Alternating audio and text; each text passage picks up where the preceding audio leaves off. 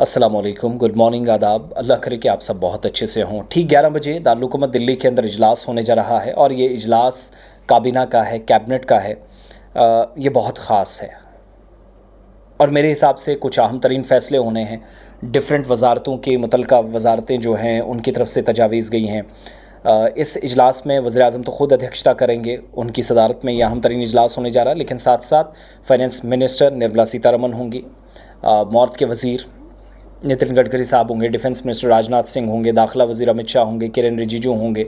इसके अलावा हम और आप सब जानते हैं रेलवे वजारत को भी इसमें शामिल किया जाता है जहाँ तक कनेक्टिविटी की बात है, क्योंकि हर लिहाज से फिर कैबिनेट जो है उसमें वो सारी बातें होती हैं। रामविलास पासवान के बेटे हैं चिराग पासवान, इसके अलावा ललन प्रसाद और बाकी तमाम लोग जो इस इजलास का हिस्सा होंगे। लेकिन इजलास कब हो रहा है? जब इससे पहले इनफॉर्मल ग्रुप ऑफ मिनिस्टर्स का एक इजलास मुनक़िद हो चुका है और वो इजलास जिसकी सदारत ख़ुद डिफेंस मिनिस्टर ने की, उनकी जानिब से भी कुछ तजावीज़ आई। फिर कल एक इजलास हुआ एजुकेशन मिनिस्ट्री का। स्कूलों में क्लासेस ऑनलाइन हो, ट्रांसपोर्ट ज़ाती ट्रांसपोर्ट कम करके तेल, गैस या बाकी एनर्जी को बचाकर आप प्राइवेट व्हीकल्स का कम और पब्लिक ट्रांसपोर्ट का ज़्यादा इस्तेमाल करें, सोना कम ख़रीदें, या प्राइम मिनिस्टर से हमने सुना। लेकिन हम चूँकि सहाफ़ी हैं, हम इसका तज्ज़िया ब्रॉडर पर्सपेक्टिव में करते हैं। मामलात ठीक नहीं हैं। इलेक्शन तक बीजेपी को लगा सारा कुछ ठीक है। इलेक्शन के बाद वो उस बात पर आ गए जो राहुल गांधी बहुत पहले कह रहे थे कि आप कुल जमाती इजलास बुलाइए, डिस्कस करें और फालतू की इधर उधर की कहानियाँ या महिला रिजर्वेशन, ख़वातीन रिजर्वेशन थोड़ी लेट भी हो जाती तो उस पर कोई बात नहीं होनी थी। कोई ये सब चल सकता था, लेकिन बुनियादी मामलात हैं, घर की रसोई से स्कूलों का कामकाज, सरकारी दफ्तरों का कामकाज मुतासर ना हो, ये गवर्नमेंट को लेट याद आए। फिर कौन कह रहा है? प्राइम मिनिस्टर, कि ये सब चीज़ें करें। लेकिन कहीं शुरुआत तो खुद करनी थी। कल वो दौरे पर जा रहे हैं, इधर ब्रिक्स का इजलास होने जा रहा है, वहाँ पर ईरान के वज़ीर ख़ारजा पहुँच रहे हैं, उधर ट्रंप में और शी जिनपिंग की मुलाकात हो रही है। इजलास इसलिए इम्पॉर्टेंट नहीं है कि वज़ीर-ए-आज़म मोदी की सदारत में हो रहा है। इजलास इसलिए इम्पॉर्टेंट है, कुछ फ़ैसले हो सकते हैं जिसकी तरफ इशारा मिल रहा है।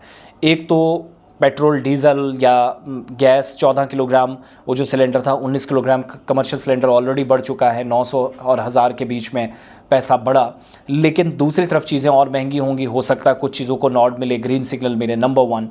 नंबर 2, स्कूलों के हवाले से फ़ैसला। जब ऑनलाइन की बात बार बार प्राइम मिनिस्टर कह रहे हैं, मुल्क का वज़ीर-ए-आज़म या हेड ऑफ स्टेट इस तरह की बातें करें, दैट मीन्स सब कुछ ठीक नहीं है। हुकूमत को एहसास हुआ है, लेकिन चूँकि चुनावी प्रचार चल रहा था, उनको पता था नुकसान होगा, वोट बैंक की सियासत सब यहाँ करते हैं, तो उन्होंने पहले मुनासिब नहीं समझा कि इस पर ज़्यादा बात की जाए। आज इजलास हो रहा है। हो सकता है कि अभी वेस्ट एशिया के अंदर दोबारा जंग छिड़े, क्योंकि स्ट्रेट ऑफ हॉर्मुज़ का दायरा बढ़ा दिया गया है। मज़ीद 3 उसमें जो जजीरे थे, जिनको आप आइलैंड्स कहते हैं, वो आइलैंड्स उसमें ऐड कर लिए गए हैं।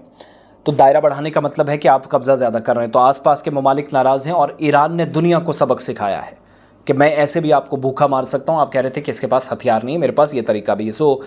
ये जो जद्दोजहद, ये कश्मकश है वेस्टर्न एशिया में, सब कुछ अभी ठीक नहीं है। इस गलत फहमी में मत रहिएगा। इधर हुकूमत कह रही है कि 60 से 55 दिनों का हमारे पास फ्यूल है, एनर्जी सेक्टर में सब कुछ है, तेल, गैस और बाकी सप्लाई, मगर सप्लाई चेन स्ट्रीमलाइन रहे हैं। रिजर्वायर्स हमारे पास कम हैं, बिल्कुल नीचे जा चुके हैं, तेल गैस की कमी है, सप्लाई चेन ब्रेक हो सकता है, मुश्किलात ना बढ़े। फिर भारत दुनिया की सबसे बड़ी आबादी वाला मुल्क है, इस बात को बिल्कुल मत भूलिएगा।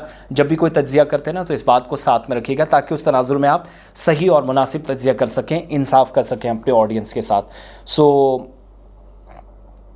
इसलिए इजलास का इंतज़ार करें, उसमें ब्रीफिंग होगी, वो आपके सामने मैं रखूँगा, कैबिनेट के बड़े डिसीशंस, लेकिन अपने हिसाब से बड़ी जगहों पर। अब जैसे बीजेपी ने भी एक ड्रामा शुरू कर दिया प्राइम मिनिस्टर की अपील के बाद, इलेक्ट्रिक व्हीकल्स मिनिस्टर्स ने शुरू कर दी, मैं इसमें जाऊंगा, मैं रिक्शे में जाऊंगा, ये करूंगा, वो that is all about photoshoot और वीडियोग्राफी।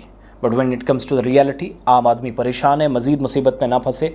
हुकूमत को 70 दिन के बाद लगा कि ये सब कम पड़ रही हैं, आप कहा जा रहा सोना कम खरीदें, ये करें, वो करें। तो इन हालात के लिए ज़िम्मेदार कौन है, ये भी तय करना पड़ेगा। बाकी इजलास में जो बातें होंगी वो आपके सामने मैं रखूँगा।